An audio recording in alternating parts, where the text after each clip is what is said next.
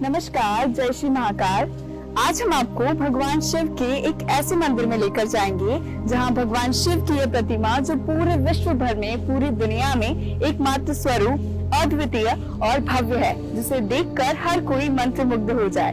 जी हाँ, हम बात कर रहे हैं श्री अष्टमुखी भगवान पशुपतिनाथ मंदिर की। मध्य प्रदेश के मंदसौर शहर में शिवना नदी के तट पर अष्टमुखी भगवान पशुपतिनाथ विराजित हैं। भगवान महादेव की इस प्रतिमा का सौंदर्य अपने आप में अनूठा है। नेपाल के पशुपतिनाथ में 4 मुख की प्रतिमा है, जबकि मंदसौर में प्रतिमा अष्टमुखी है। 19 जून 1940 को शिवना नदी के बाहर आने के बाद 21 साल तक भगवान पशुपतिनाथ की प्रतिमा नदी के तट पर ही रखी रही। एक किंवदंती यह भी है कि इस प्रतिमा को सबसे पहले स्वर्गीय उदाजी पुत्र कालूजी धोबी ने स्वप्न में देखा था। उन्होंने यह बात बाबू शिवदर्शन जी अग्रवाल को बताई। तब बाबूजी और मंदसौर के नागरिकों के द्वारा प्रतिमा को 14 जोड़ी बैलगाड़ी से महादेव घाट की ओर ले जाया गया। प्रतिमा को नदी के उस कोने से इस कोने पर जब ले जाया जा रहा था, तब एक चमत्कार हुआ। प्रतिमा जैसे नदी से दूर जाना ही नहीं चाह रही थी। जिस जगह आज प्रतिमा स्थापित है, यह वही जगह है जहां से वह हिली ही नहीं। आज उस जगह पर भगवान पशुपतिनाथ का विशालकाय मंदिर स्थापित है। उसके पश्चात 21 वर्षों तक बाबूजी ने प्रतिमा का संरक्षण व सेवा की। बाद में चैतन्य आश्रम के स्वामी प्रत्यक्षानंद महाराज ने 23 नवंबर 1961 को इसकी प्राण प्रतिष्ठा की। 27 नवंबर को मूर्ति का नामकरण पशुपतिनाथ कर दिया गया। उसके बाद भव्य मंदिर का निर्माण शुरू हुआ। प्रतिमा का इतिहास। माना जाता है कि प्रतिमा का निर्माण विक्रम संवत 575 ईस्वी में सम्राट यशोधर्मन की हुणों पर विजय के आसपास का है। संभवतः मूर्ति भंजकों से रक्षा के लिए इसे शिवना नदी में दबा दिया गया था।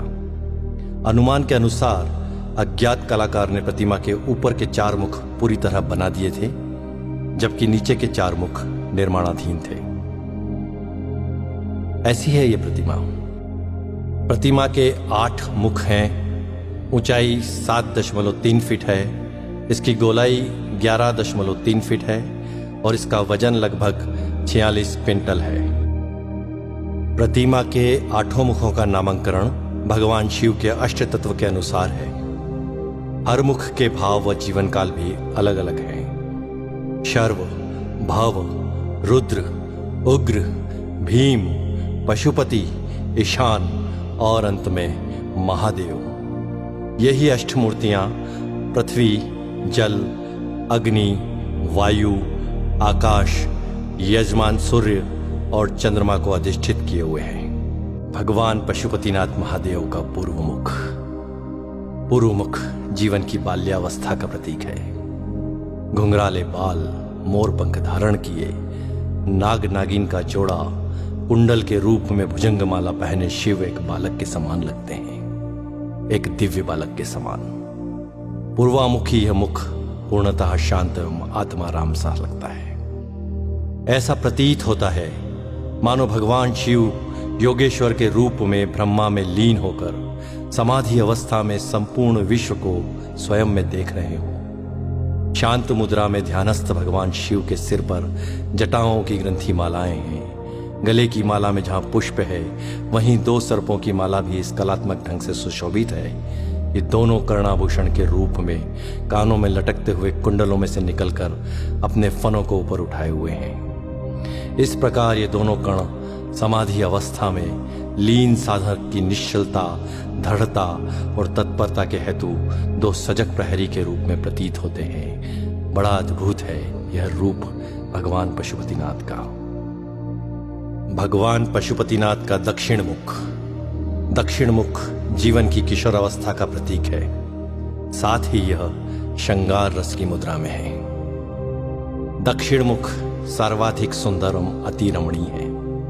इस मुखमंडल का श्रृंगार जिस कलात्मक श्रेणी से किया गया है, उससे ऐसा प्रतीत होता है कि श्रृंगार रस के समस्त तत्व सजीव एवं साकार हो उठे हों। अनुपम केश कलाकृति से युक्त मुकुट के मध्य में सुहाना नाग शिशु है, जो कलंगी तुर्रा जैसा है एवं एक और चंद्र रेखा यह सामंजस्य मुख की अलौकिक सुंदरता में अभिवृद्धि कर रहा है।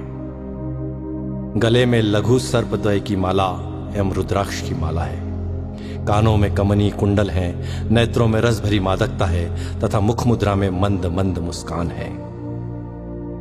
ऐसा लगता है मानो कुमार संभववर अपनी विवाह यात्रा पर चलते समय अपनी श्रृंगार लक्ष्मी की आत्ममोहिनी छवि को स्वयं में वो मुग्ध होकर रसमय हो रहे हैं।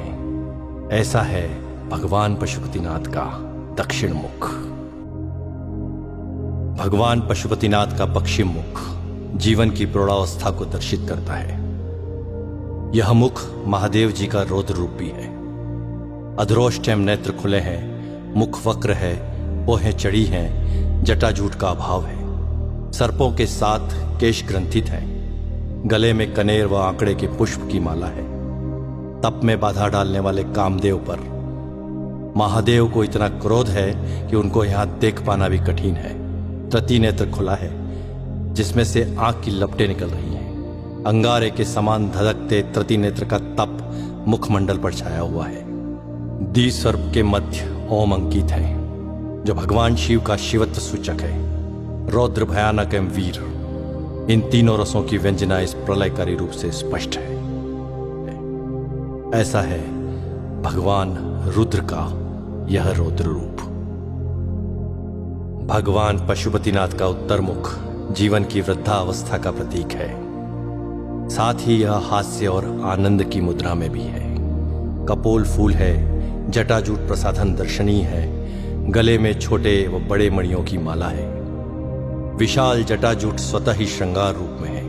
कर्ण कुंडल में सर्प झूल रहे हैं, अटखैलियां कर रहे हैं। मुख का वर्णन भी हास्य के अनुरूप ही है।